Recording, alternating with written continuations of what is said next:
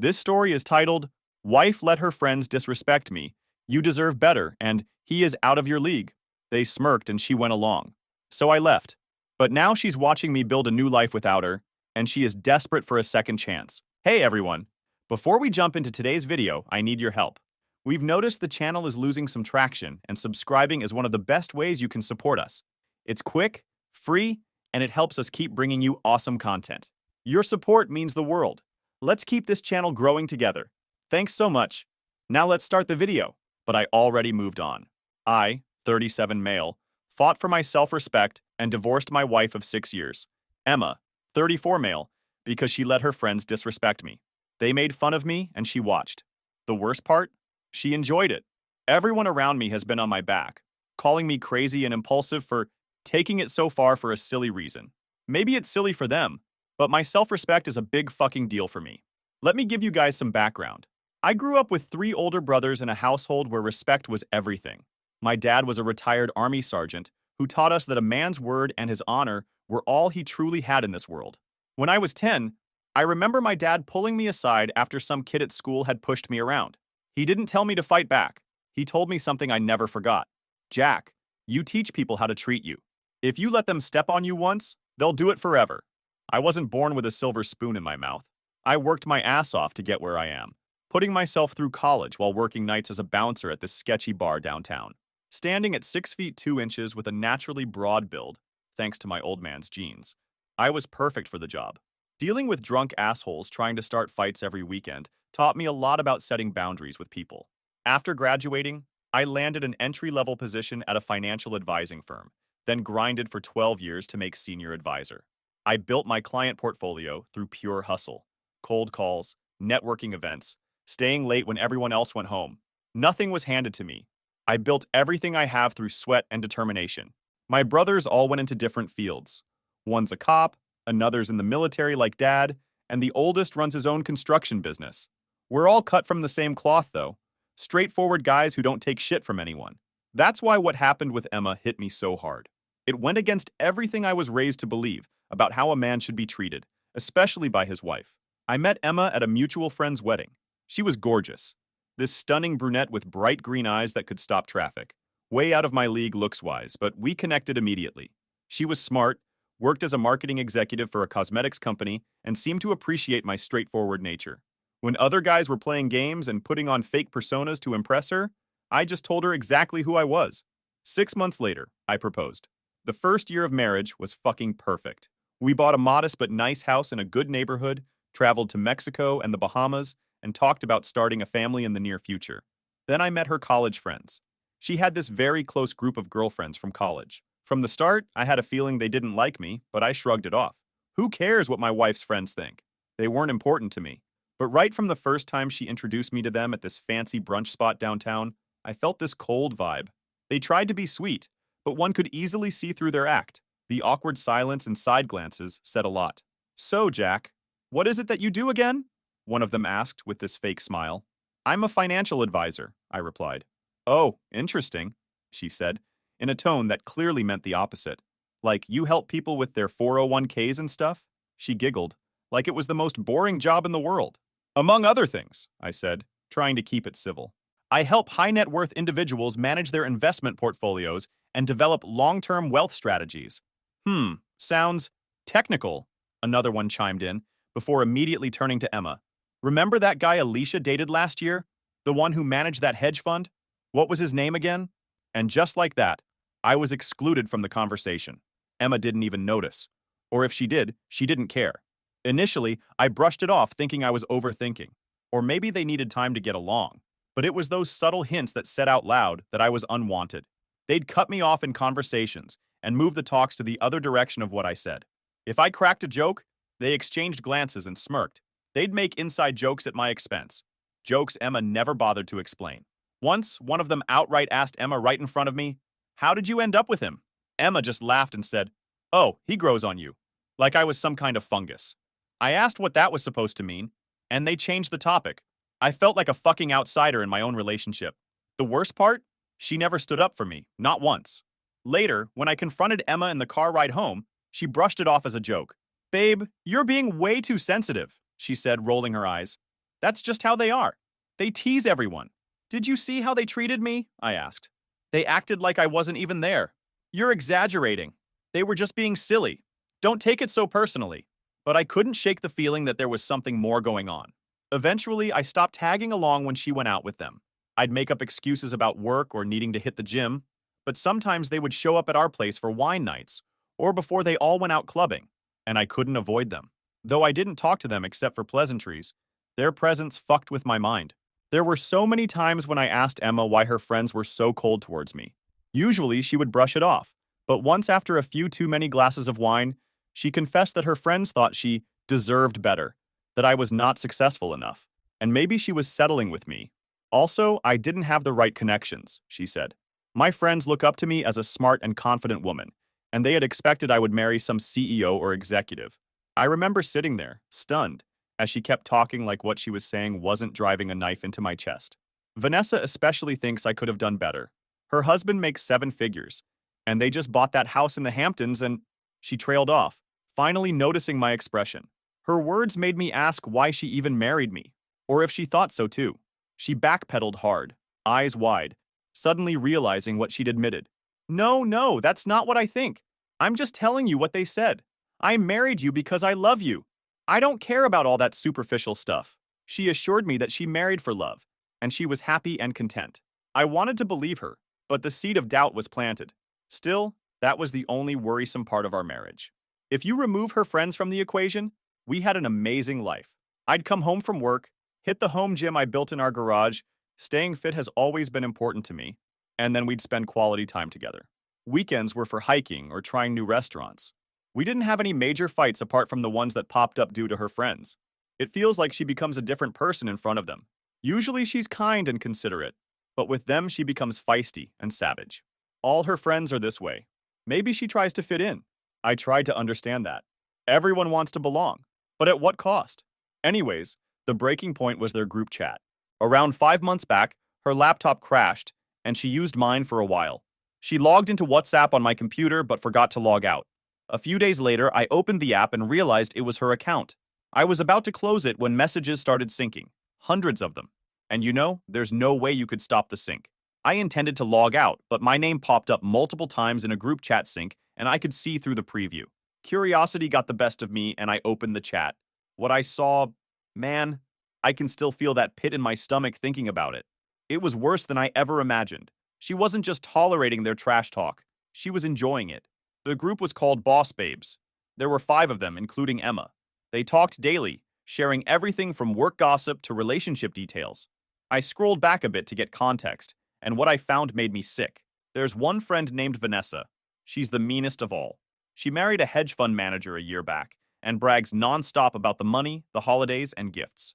The guy is handsome too, former college athlete type who still has time to hit the gym despite his supposedly demanding job. She often sent their pictures in the group and then tagged Emma and asked, "What did Jack do for your birthday?" Or, "Where was Jack taking you for the holidays?" It was hurtful, but Emma's response was more shattering. I kept reading, unable to stop despite the growing knot in my throat. Vanessa. Just got back from Maui. Kevin surprised me for our anniversary. Photo of her in a bikini next to her husband on a yacht. Emma. OMG, so jealous. Looks amazing. Vanessa. What did Jack get you for your birthday last month? Did he finally take you to that restaurant you've been hinting about? Emma.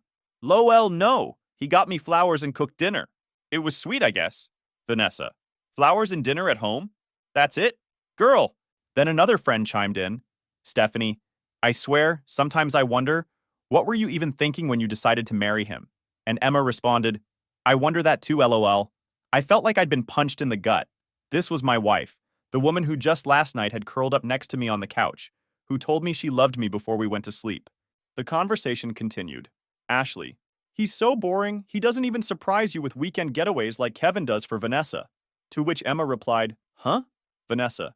You deserve someone who matches your energy, Em. Someone successful and exciting.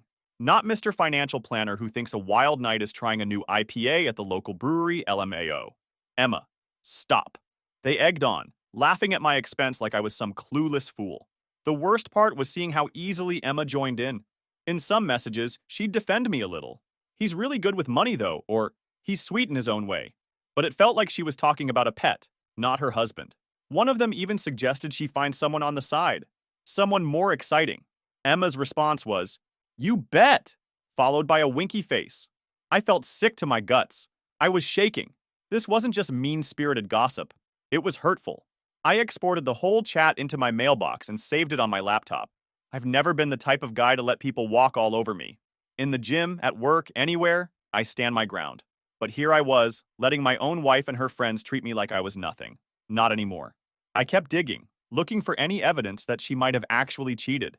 Nothing concrete turned up, but there were several instances where they discussed attractive men at her workplace or friends of friends. Enough to keep the paranoia simmering. Was she just talking? Or had there been more?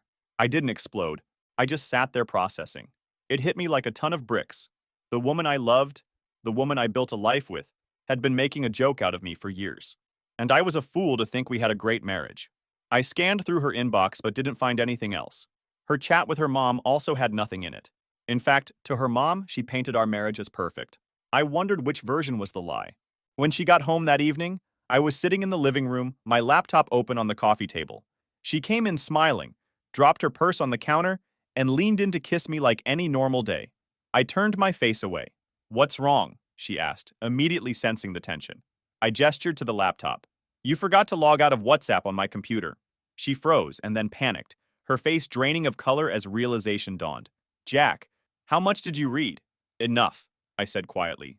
"Enough to know what you and your friends really think of me." She tried to gaslight me that I invaded her privacy and went through her messages. She accused me as if that was the real issue, as if the violation of her privacy was the crime here, not the absolute mockery of our marriage. "Are you serious right now?" I asked, my voice rising despite my attempts to stay calm. "You're worried about your privacy? What about my dignity? What about our marriage? Do you think it's normal to talk about your husband that way?" "It's just girl talk," she insisted, tears forming in her eyes. "Everyone vents about their partners sometimes. It doesn't mean anything." I literally told her, "You didn't log out, and frankly, I'm glad you didn't. At least now I know the truth. What you think about me." She defended herself, saying she didn't say anything wrong about me. She challenged me to show her proof that she talked badly about me. "Yes, you didn't say outright, but you didn't stop them either. You laughed along. You agreed with them. Tell me, Emma, if someone was talking shit about your husband, shouldn't your first reaction be to defend him? Not join in?" This situation blew up. I was really mad at her. She too was defending herself, that her friends were just funny and messing up with her. And they say mean things about everyone, and I was no exception. "So that makes it okay?" I asked incredulously. "Everyone gets shit on, so I should just accept it? Is that really your defense here?" I said, "I don't care what they say or do. You being my wife should have defended me. But you enjoyed their insults on me. You participated." She tried to defend herself and her friends, but I laid it out plain and simple. It's them or me. Either she cut them off right now over the phone in front of me, or we were done. "You can't be serious," she said, eyes wide. "They're my best friends. I've known them for over a decade. And I'm your husband, the man you promised to love and respect. Choose." She hesitated. She actually hesitated. She pushed back. "Come on. You know, they're just joking. And you're taking this too seriously. We can work this out. I'll talk to them, tell them to tone it down." I said, "That's not good enough. I want them out of our lives. They're toxic, and they're poisoning our marriage. That's not fair. You can't just demand I cut off my friends. What kind of controlling bullshit is that? It's not controlling to expect my wife not to participate in humiliating me behind my back. I'm not telling you what to do. I'm telling you what I will and won't tolerate in my marriage. The choice is yours." She stared at me for a long moment, then said, "I can't cut them off. That's not reasonable." I said, "Cool. You made your choice. And now I would make mine. I'm ending it." She freaked out. "You're really going to break up over some texts? Over these stupid reasons? You're throwing away 6 years of marriage over this?" "It's not about texts or petty reasons. It's about self-respect. As my wife, it's your duty to protect my honor. And you had failed to do so." I was still being considerate and giving her a chance to make things right. All she had to do was cut off her friends. What's the use of such cruel people in life who only put you down and make you feel small? She didn't understand it. Over the next few days, the arguments continued. She oscillated between defensive anger and tearful apologies. She promised to be better, to stand up for me more, to limit her time with them. But she wouldn't take the step I needed, cutting them out completely. She apologized on their behalf and promised to keep them in check next time. I said, "It's not helping. I don't need a sorry. I want you to cut them off right now. If you can't, then I'm out." "They're not that bad," she insisted. "You're only seeing the worst moments. They can be really supportive too." Supportive of what? Undermining your marriage? Making you feel like you settled? Encouraging you to cheat? That was just a joke. I would never cheat on you. But you joke about it with them. You entertain the idea. Where's the respect in that? After a lot of back and forth and multiple rounds of fighting and yelling, she finally said firmly that she cannot cut off her friends. "They came into my life before you and I can't lose them over you." Those words told me everything I needed to know about where I ranked in her priorities. I grabbed my jacket and said, "Cool. Then I can't live with you." End of discussion. She tried to stop me, but I stormed out. I spent the night at a hotel, just needing space to think. Over the next few days, I told her we needed to start living separately. Either she moved out or I would. She resisted for a while, but when I didn't soften, she flipped and said, "Think again. I'm way out of your league. You may not be lucky twice." I laughed at her words. She's so smug. Once I say yes to the divorce, I won't change my mind. Even if you're begging, coming crawling on your hands. I let out a bitter laugh and said, "Fine by me." Her true colors really came out then. The mask slipped completely. This wasn't the woman I married. Or maybe it was, and I just hadn't seen it clearly before. She packed her stuff and left. We're going through the separation period before we can proceed with the divorce. We have a 6 months wait period, and it's killing me. I'm counting the days till it gets over. We've split the assets 50-50, put the house up for sale. Luckily, we don't have kids, so there's no custody battle. Even without that, things are messy. And on top of that, everyone around is calling me impulsive and too sensitive. They're belittling my feelings, saying that I have blown this out of proportion, and it could be solved just via couples therapy. Therapy my ass. My mom called me worried. "Jack, honey, marriage takes work. Everyone has rough patches." "Mom, this isn't a rough patch. She fundamentally doesn't respect me. Would you stay with Dad if he laughed along while his friends made fun of you?" The divorce is almost finalized. The wait period was dramatic, though. She put up a face that it was my loss, and she was leading her best life. She subtly tried to manipulate me using my parents and friends. You see, I'm a low-key guy. Don't make my life public. I didn't go about telling everyone I was divorcing. She did. She deliberately slipped out this information to my parents and my friends and fed them a twisted version of the truth. She painted me as a paranoid husband who had spied on her and found some harmless jokes between her friends and blown it out of proportion. My dad even came down to meet me and knock some sense into me. He sat me down and explained that women often rely on their close-knit group of friends as a safety net, a place to vent, and that I shouldn't be insecure about it. "Jack, I've been married to your mother for 40 years.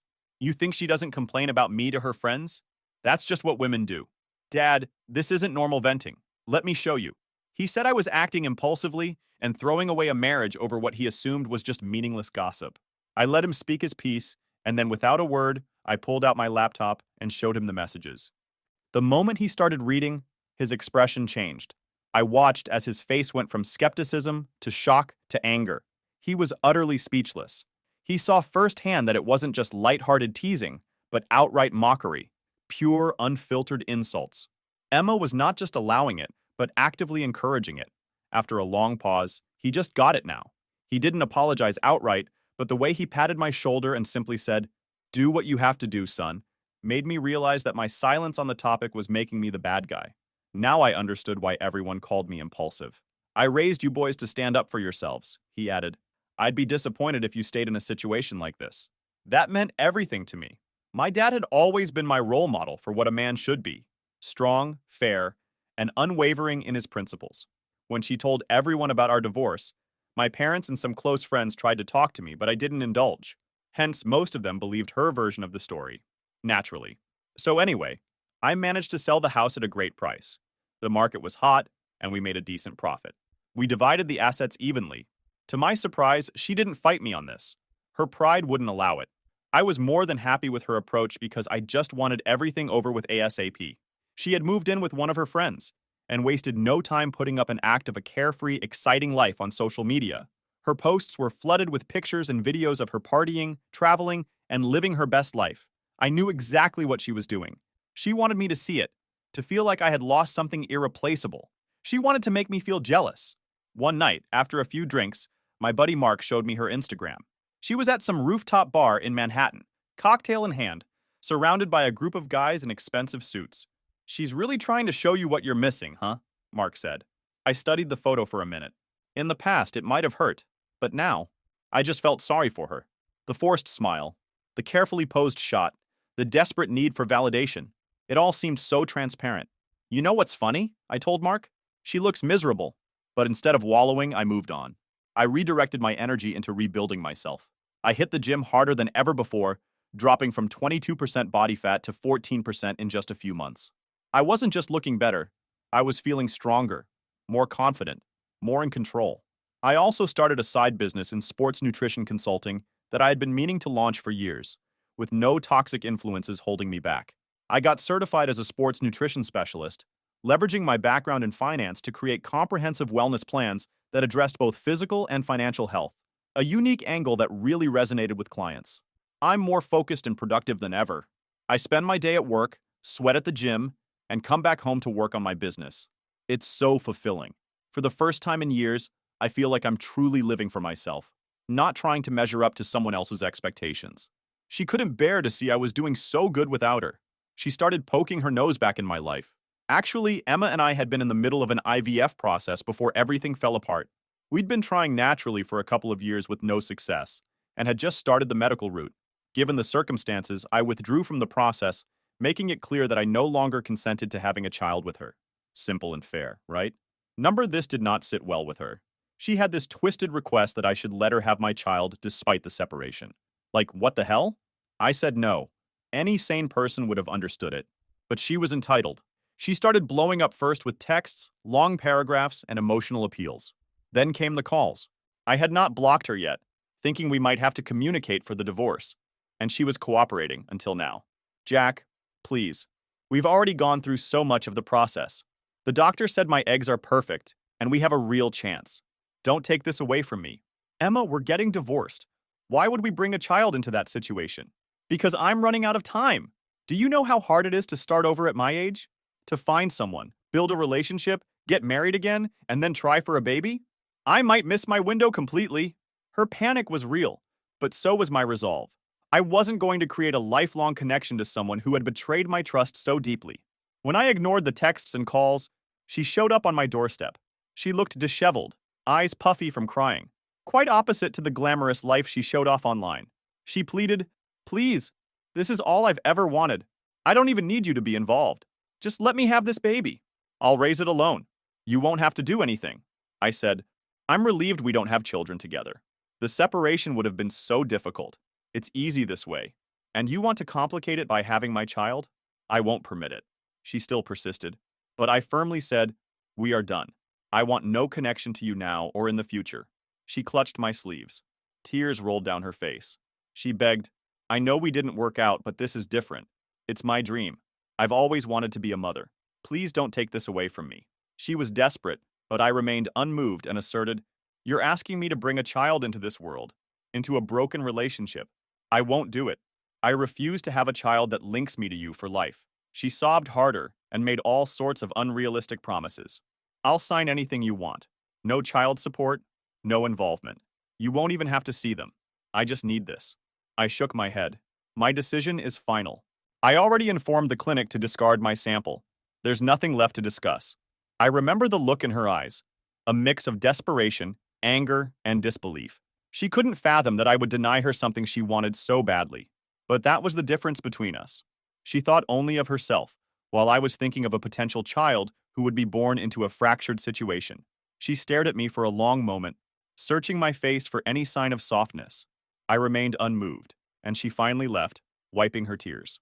A few days later, her parents reached out with the same requests.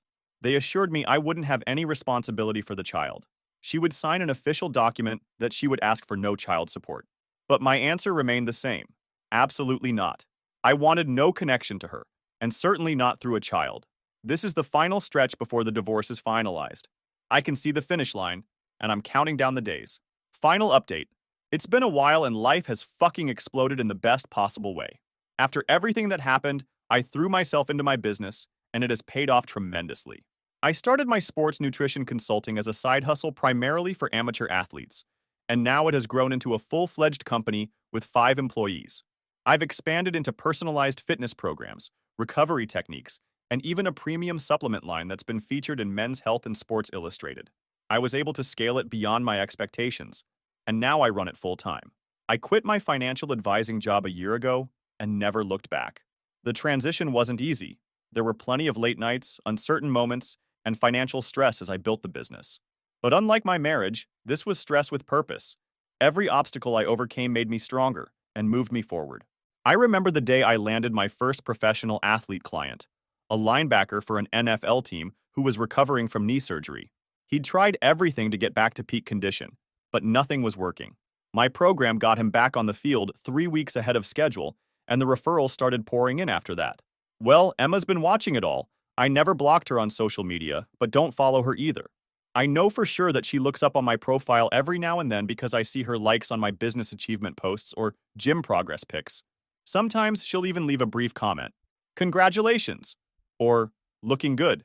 I don't respond. I don't post much, but whenever I do, it's about my business milestones or fitness achievements. And not any random stuff. My brother noticed it too. Dude, your ex-wife is stalking your Instagram hard, he told me one day over beers. Megan, his wife, follows her, and she said Emma brings you up in her stories sometimes, trying to act like you guys are still on good terms. We're not, I said simply. Oh, Megan knows that. She just thinks it's pathetic how Emma's trying to associate herself with your success now. Recently, I spoke to one of the mutual friends, and she told me that Emma brings me up more often than she'd like to admit.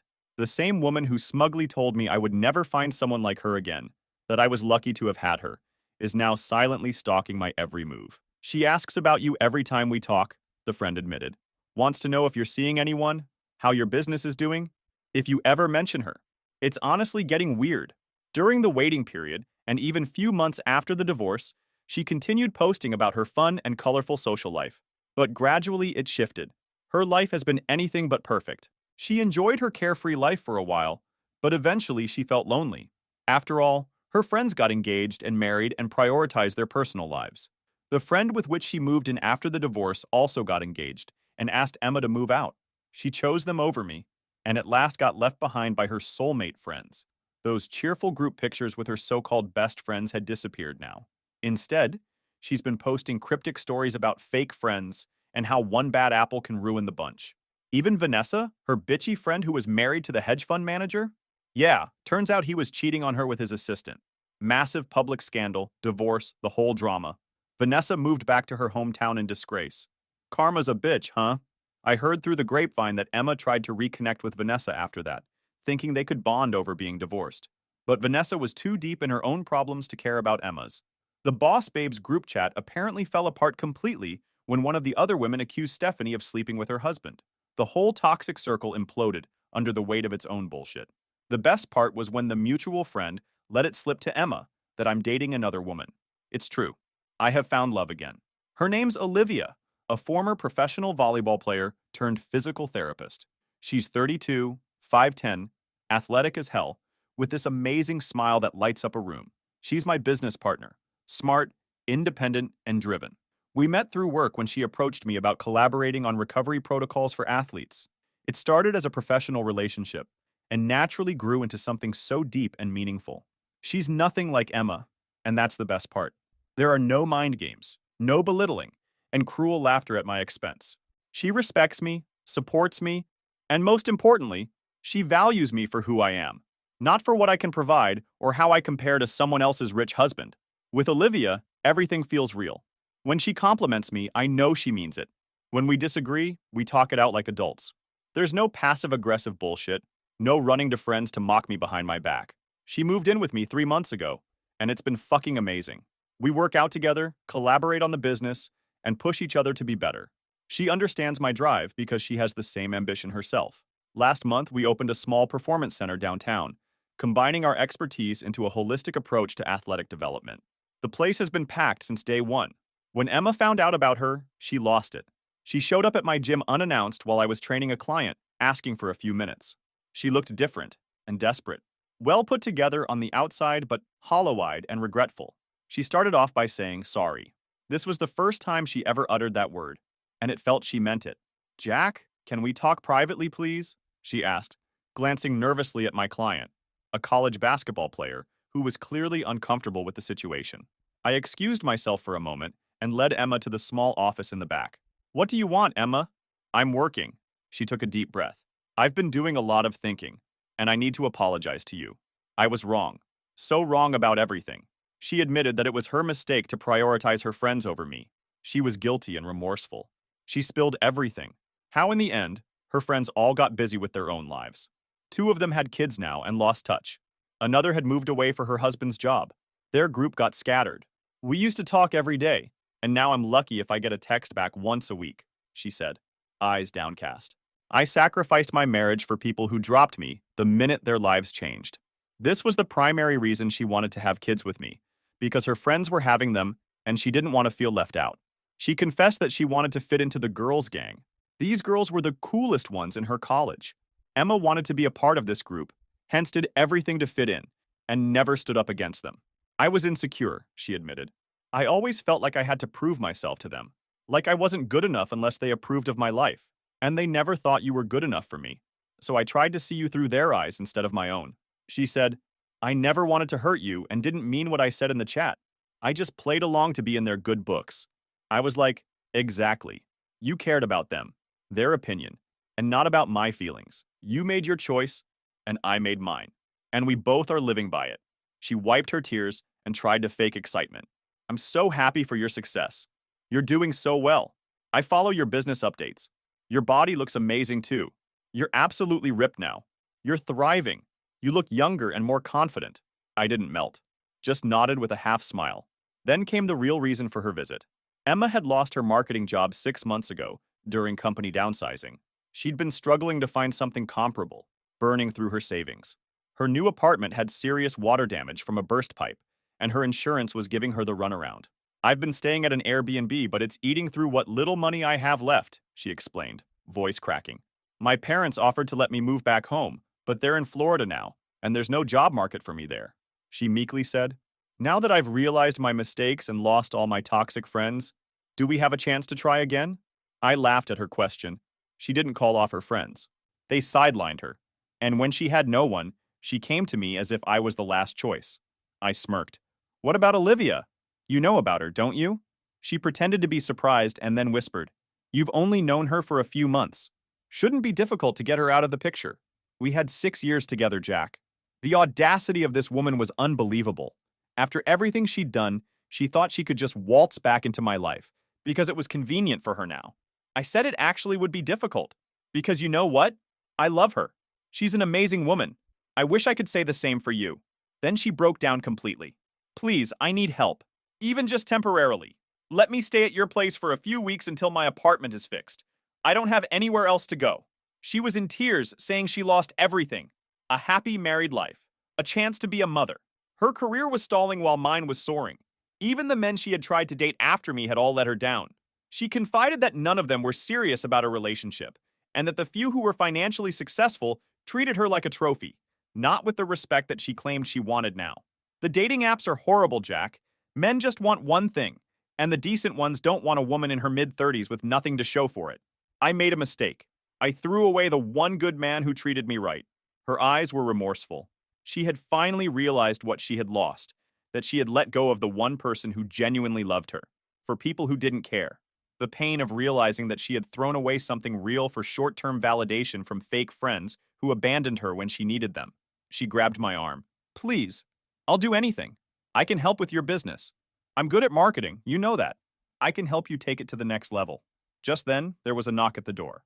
Olivia poked her head in, immediately assessing the situation. "Everything okay in here?" she asked, her eyes flicking between me and Emma. "Everything's fine," I assured her. Emma was just leaving. Emma stared at Olivia, taking in her athletic build, natural beauty, and confident posture. The comparison was inevitable, and Emma knew she was looking at a woman who was everything she wasn't: genuine, self-assured, and truly supportive. But I felt nothing. No bitterness, no anger, just peace. I told her goodbye, and I meant it. I closed the door on her for the final time. Last I heard, she's living with her parents again at 36, working an entry-level job at half her former salary. Her Instagram is mostly dead now, except for occasional reposts of motivational quotes about rebuilding and second chances.